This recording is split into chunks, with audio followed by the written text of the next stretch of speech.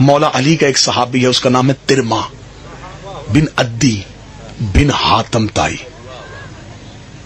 یہ حاتم تائی کا پوتا ہے، عدی کا بیٹا ہے، ترما اس کا نام ہے. اس کے باپ نے علی کی ولایت پہ جان دی تھی.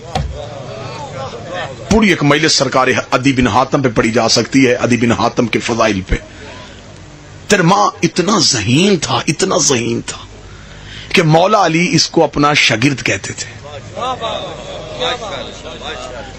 شوکت بھائی دراز قد بڑا تھا، اتنا دراز قد تھا کہ اونٹ پہ بیٹھتا تھا تو پاؤں زمین پہ لگتے تھے. اسے مولا علی اپنا قاصد بنا کے بھیجتے تھے. اب جب اس بندے نے آ کے بتایا نا کہ مولا شام میں یہ حالت ہے، تو مولا نے فرمایا اتنے جاہلوں میں میرا بھی ایسا نوکر جانا چاہیے جو ان کی جہالت نہ چلنے دے. علی نے کہا کیا پیغام بھیجا ہے؟ اسے کہا جی حاکم شام نے کہا ہے کہ علی سے کہنا یہ سوچ کے مجھ ساتھ جنگ کرے، میرے پاس ایسے جاہل ہیں. علی کی آواز ہے ترما کو بلاؤ. ترما آیا. علی نے فرمایا ترما میرا خط لے کے شام جا. ترما نے خط لیا، خط امامے میں رکھا، اونٹ شام کی طرف. جب یہ شام میں داخل ہوا تو ایک باغ کے اندر معاویہ کے حواری پھر رہے تھے. باغ کی اس دور میں بھی چھوٹی چھوٹی دیواریں تھیں. دیوار چھوٹی تھی. انہوں نے باغ کے اندر سے دیکھا کہ ایک بندہ ہے جو اونٹ پہ سوار ہے اور اس کا سر جو ہے وہ بھی دیوار سے اوپر نظر آ رہا ہے. وہ فوراً دیوار کے پاس انہوں نے کہا اللہ اتنا دراز قد بندہ، وہ یہ کہاں سے آئے؟ انہوں نے کہا کیونکہ سارے جاہل تھے، سارے کمینے لوگ وہاں پہ رہنے والے تھے، انہیں نہیں پتا تھا یہ علی کا نوکر ہے. انہوں نے کہا آؤ اس کو مذاق کریں، اس کی توہین کریں. اکٹھے ہو کے باغ کی دیوار پہ آ کے انہوں نے ایک تانا دیا اس کو. انہوں نے کہا حل من عندک خبر السما، تیرے پاس آسمان کی خبریں ہیں؟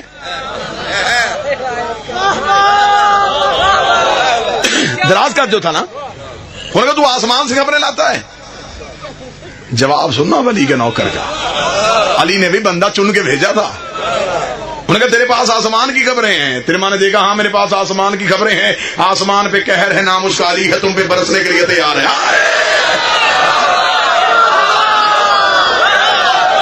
آسمان پہ قہر ہے، نامشکاری ہے، وہ تم پہ برسنے کے لیے تیار ہے. جب انہوں نے سنا، انہوں نے کہا تو کہاں سے آیا ہے؟ علی کا نوکر ہوں. کہاں بیٹھتے ہو تمہارا بادشاہ؟ ڈر گئے وہ. انہوں نے فوراً ایک بندہ دوڑایا دربار کی طرف. انہوں نے کہا جلدی جا کے اطلاع دے علی کا قاصد آ گیا ہے. بات نہیں کسی کو کرنے دیتا، بندے دھیان سے بٹھانا، توہین کرے گا دربار میں. اس نے فوراً دربار کا سیٹ اپ تبدیل کیا. سمجھدار بندے، اپنی طرف سے سمجھدار. اس نے بٹھائے اور بٹھا کے تخت پہ بیٹھ گیا کہ جلدی جلدی وہ علی کا کوئی نوکر آ رہا ہے. وہ کہتے بڑا ذہین ہے اور بڑا تیز تراز ہے، وہ کسی کو بات بھی نہیں کرنے دیتا. وہ آنے لگا ہے. جو ہی ترما دربار کے پہنچا تو اونٹ پہ، اونٹ سمیت ہی دربار میں. ہسٹری پڑھ رہا ہوں آپ کے سامنے. اونٹ سمیت دربار میں، اور دربار کے بالکل وسط میں آ کے اونٹ سے اترا، اپنا نیزہ دربار کی زمین پہ گاڑا. اونٹ نیزے کے ساتھ باندھا. باندھ کہتا تو حاکم ہے؟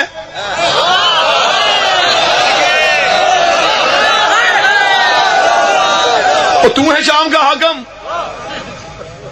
یہ تخت پہ ہی اس نے کہا سن میری بات، تو کون ہے؟ اس نے دربار میں آنے کا طریقہ نہیں آتا. علی کا نوکر ہے، یہ سکھایا علی نے اپنے نوکروں کو.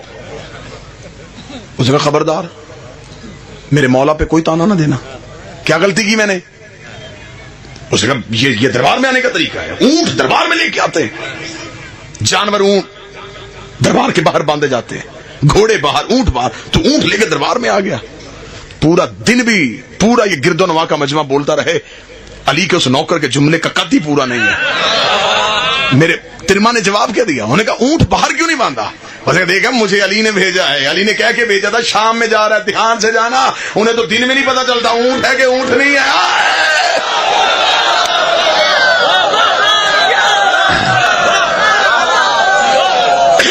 دھیان سے جانا، مجھے علی نے کہہ کے بھیجا تھا شام میں جا رہا ہے، چوروں کا علاقہ ہے.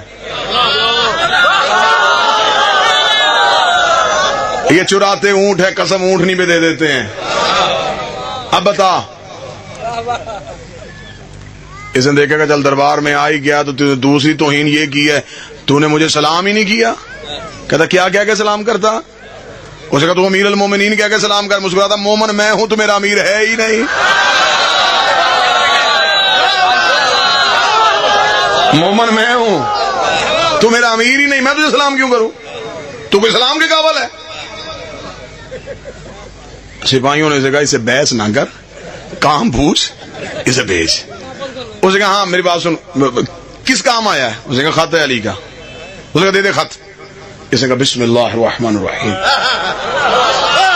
امام میں سے خط نکالا, چوما آنکھوں سے لگا.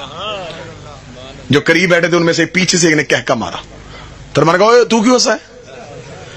اس نے کہا تجھے سفیری کا طریقہ نہیں آتا, پہلی بار کہیں قاصد آیا ہے. خط یہاں رکھتے ہیں. اس نے کہا کہاں رکھتے ہیں؟ اس نے کہا خط تھیلے میں ہوتا ہے, خط جیب میں ہوتا ہے. امامہ خط رکھنے کے لیے ہے. مسکرا کر میں اس جیسوں کے خط تھیلے میں رکھتے ہیں, یہ علی کا خط ہے.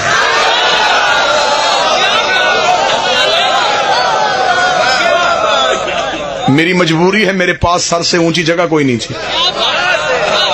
کاش میرے پاس کوئی سر سے اونچی جگہ ہوتی تو میں علی کا خط عرش پہ رکھتا. اس نے سپاہی سے کہا, اس نے کہا نہ اسے چھیڑو, اسے خط پکڑو. خط پکڑا, اس نے خط پڑھا. خط پڑھنے کے بعد اس نے کہا تو جا حاکم شام نے کہا میں جواب بھیج دوں گا. اس کا نہیں نہیں نہیں, کیوں, میں خط جواب لے کے جاؤں گا. جواب لکھ. اسے کہا تو اس نے کہا فوراً جواب لکھ. اس نے جواب لکھا, جواب لکھے حوالے کیا, چل چل پکڑ یہ جواب علی کو دے دینا. یوں سپاہی نے آ کے اس کا خط پکڑا ہے, جا یہ جواب علی کو دینا. اس نے خط کھولنا شروع کیا. دربار میں کھڑا خط پڑھ رہا ہے. آگے شام دیکھا تھا, تجھے سفارت کا طریقہ نہیں آتا؟ خط میں نے علی کے نام لکھا ہے, تو کیوں پڑھ رہا ہے؟ دیکھنے کا اچھا تو خط کا جواب لکھے, میں علی کے پاس لے کے جاؤں. علی جواب لکھے, میں تیرے پاس لے کے آؤں. تو پھر جواب لکھے, میں پھر علی کے. اتنا وقت ہمارے پاس نہیں ہوتا, میں تجھے ابھی جواب دے کے جاتا ہوں.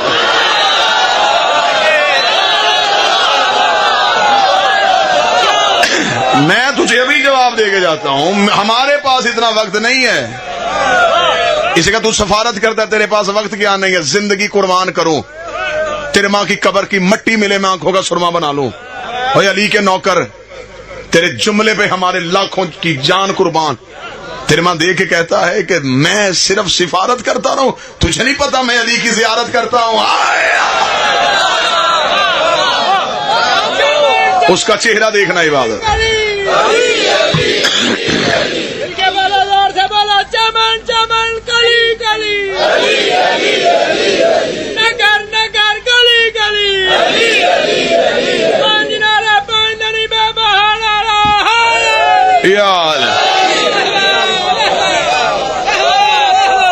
بس آخری جملہ پڑھو. اس نے یوں خط کھولا تو خط میں حاکم شام نے کیا لکھا تھا, بڑی سب جملہ سنیے.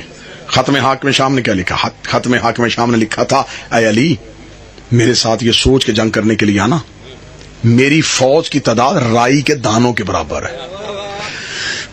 اس نے یہ جملہ لکھا تھا, تاریخ کہتی ہے کہ میرے پاس رائی کے دانوں جتنی سب فوج ہے.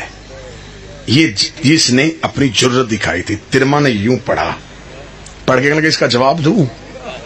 اس کا جواب علی دے گا. اس نے کہا علی نے مجھے ذمہ داری دے کے بھیجی ہے, میں جواب دیتا ہوں.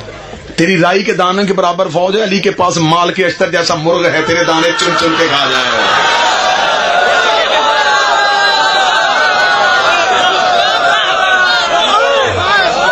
علی کے پاس مال کے اشتر جیسا مرغ ہے, تیرے دانے چن چن کے کھا جائے گا. یہ علی کا نوکر دربار سے نکلا, اس نے زمین پہ ٹکر مار کے کہا علی مجھے ایک دے دے, میں 10,000 علی کو دوں. علی مجھے ایک بندہ صرف ایسا دے, میں اپنا 10,000 بندہ علی کو دے دوں. علی کے پاس ایسے عالم نوکر موجود ہے, ایسے زیرک نوکر موجود ہے. اور اس کے پاس کون سے تھے؟ عمر بن عاص نے تاریخ لکھی ہے, بڑی تاریخ, دلچسپی بڑی ہے. ایک دفعہ خیمے میں بیٹھے حاکم شام پہ اور عمر بن عاص میں آپس میں شرط لگ گئی. وہ کہ میں زیادہ ذہین ہوں, یہ کہ میں زیادہ ذہین ہوں. عمر بن عاص نے کہا ابھی فیصلہ کر لیتے ہیں, تم میں سے زیادہ ذہین کون ہے. خیمے میں دونوں اکیلے بیٹھے تھے. اس نے کہا ہاں ہاں چل فیصلہ کر, تو کوئی سوال کر میں جواب دیتا ہوں.